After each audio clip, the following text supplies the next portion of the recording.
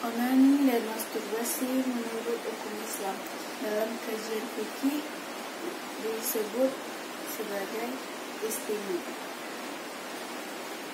Itu mengeluarkan sperma tanpa melalui senggaman baik dengan tangan maupun dengan yang lain, baik dengan tangan sendiri maupun dengan tangan lain, baik dilakukan oleh laki-laki maupun perempuan dengan tujuan memenuhi dorongan seksual. Hanya saja dalam bahasa sehari-hari kita dibedakan, pada laki-laki dikenal sebagai onani, sedangkan pada perempuan dikenal sebagai masturbasi. Mayoritas ulama fikih membolehkan istimna baik dengan tangan maupun dengan yang lain bila dilakukan bersama pasangan sah, selama tidak ada perkara yang mencegah dari suami atau istri, seperti sedang haid, nifas, puasa atau iktikaf atau haji, sebab pasangan adalah tetap bersenang-senang.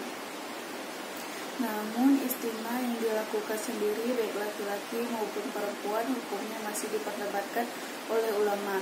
Ada yang mengharamkan secara mutlak, ada yang mengharamkan secara kondisi, dan ada membolehkan dalam kondisi lain. Namun ada pula yang makruh. Adapun para ulama yang mengharamkan adalah ulama Maliki dan Syafi'i. Ulama Syafi'i beralasan bahwa Allah memerintahkan jangan menjaga kemaluan kecuali di hadapan istri atau budak perempuan yang didapat dari hasil peperangan, sebagaimana firman Allah Subhanahu wa taala dalam Quran surat Al-Mu'minun ayat 5 dan 6. Dan orang-orang yang menjaga kemaluan kecuali terhadap istri-istri mereka atau budak yang mereka miliki, maka sesungguhnya mereka dalam hal ini tidak tercela. Sementara ulama Maliki berargumentasi tentang haramnya istimna dengan sabda Rasulullah SAW, "Wahai para pemuda, siapa saja di antara kalian yang sudah mampu menikah, maka menikahlah, sebab menikah itu mampu menjaga pandangan dan memelihara kemaluan. Namun siapa saja yang tidak mampu, maka sebaiknya ia berpuasa, sebab berpuasa adalah menahan hawa syahwat baginya." Hadis riwayat Muslim. Alasan pendapat ulama Syafi'i dan ulama Maliki tersebut ditentukan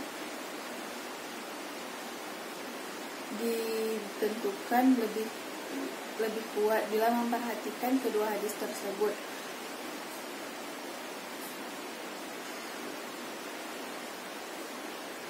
Yang artinya ada 7 golongan yang tidak dapat diperhatikan Allah pada hari kiamat, tidak akan dibersihkan, juga tidak akan dikumpulkan dengan makhluk-makhluk lain. Bahkan mereka akan dimasukkan pertama kali ke neraka kecuali jika mereka bertobat. Siapa saja yang bertobat, Allah akan menerima taubatnya. Satu dari 7 golongan itu adalah orang yang menikah dengan tangannya, onani. Hadis yang kedua, yang artinya orang yang menikah dengan tangannya akan datang pada hari kiamat dan keadaannya terikat. Hadis riwayat Al-Baihaqi.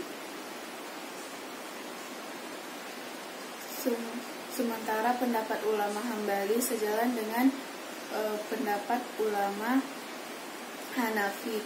Menurut ulama Hambali, istimna hukumnya haram kecuali karena mengkhawatirkan dirinya terjerumus kepada perbuatan zina atau karena takut akan kesehatan baik fisik maupun mental.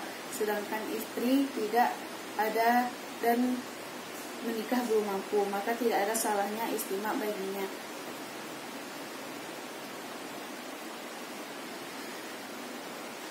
Dari uraian tersebut, mayoritas ulama memandang istimna bagi laki-laki onani dan masturbasi bagi perempuan sebagai perbuatan tidak terpuji, melampaui batas dan melanggar fitrah manusia.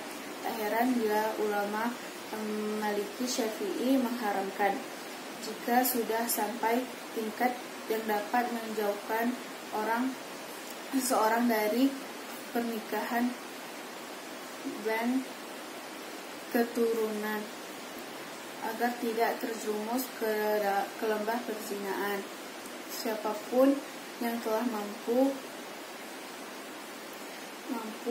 baik itu kaum muda-mudi hendaklah segera menikah. Apabila belum siap, ikutilah tuntutan Rasulullah SAW, yakni dengan berpuasa, mendekatkan diri kepada Allah, menyibukkan diri dengan kegiatan-kegiatan positif, hal-hal yang mendorong tercela, menyimpang dan sebagainya. Selanjutnya ada hukum dan ketentuan nikah tahlil. Syekh Abu Rahman Al-Zairi dalam kitab Al-Fiqh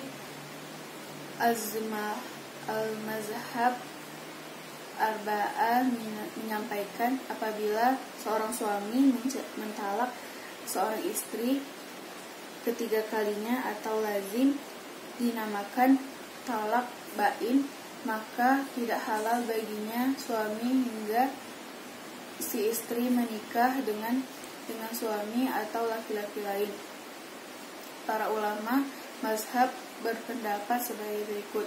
Mazhab Maliki dan Hambali, menikahi istri dari suami pertama dengan maksud atau disuruh oleh suami pertama dengan niat supaya hanya biar halal dinikahi oleh suaminya, maka demikian ini mutlak tidak boleh. Maka pernikahan yang kedua si muhalil itu dibatalkan atau tidak sah. Yang kedua, mazhab Hanafi, apabila pernikahan kedua itu dengan maksud supaya halalnya pernikahan suami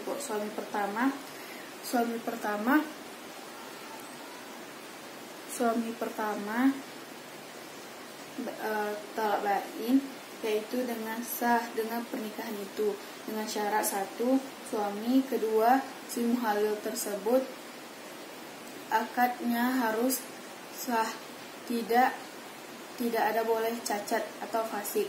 Yang kedua, wadhi atau berhubungan badan antara suami muhalil dengan si istri harus sampai menyebabkan mandi besar, dan harus ada unsur sengaja, walaupun tidak ada syarat tidak keluar mani.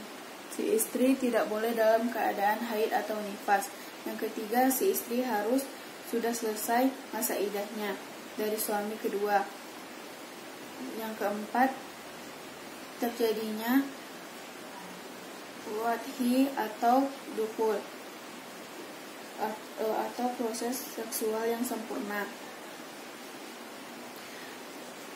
Suami itu harus dengan yakin sesuai dengan tempatnya yang semestinya, harus tempat pada farji si istri, tidak boleh hanya mengelabui pura-pura atau ke lubang lain.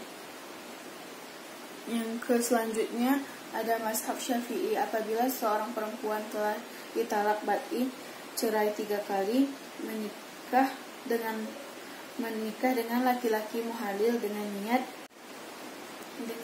bisa halal dengan suami pertama, itu sah dan boleh, dengan syarat suami kedua muhalil apabila mengakad istri dengan akad nikah yang sah, dan tidak boleh ada akad rusak. Yang kedua, tidak disyaratkan adanya